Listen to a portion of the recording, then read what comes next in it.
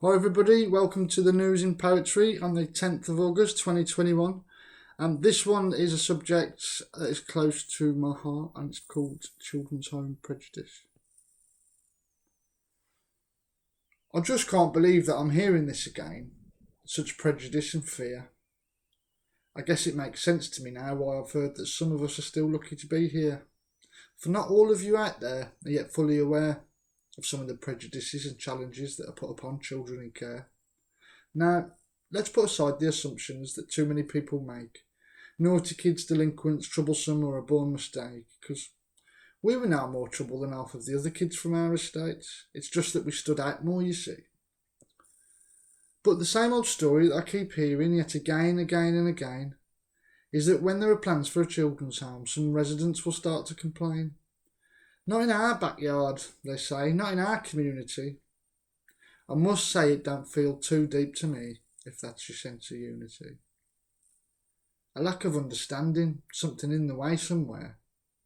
No blacks, no dogs, no Irish, and no children in care. The latest is in Birmingham, the same old ways you see. They'll launch a new petition and they'll write to their MP.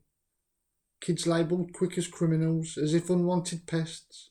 It's sad to never know a person but before you have the test.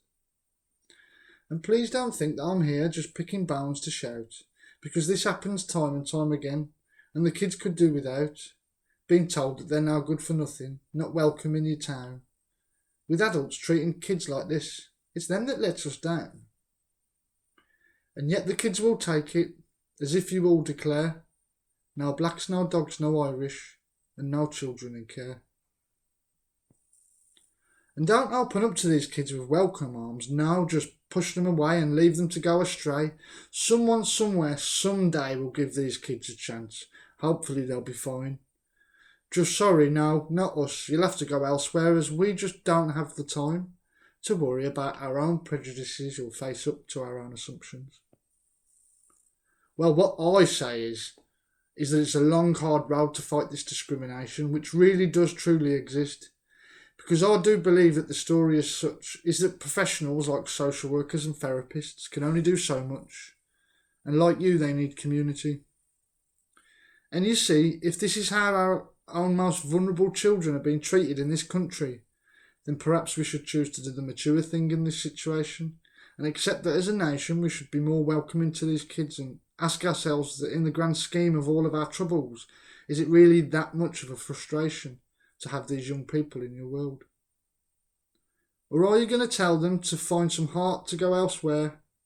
No blacks, no dogs, no Irish, and no children in care. And still I haven't mentioned the shortage of foster families yet. With nowhere else to go, where do these kids end up? On the streets or in county lines, I bet. And then when the crime does happen in your community, you'll be begging to know what went wrong.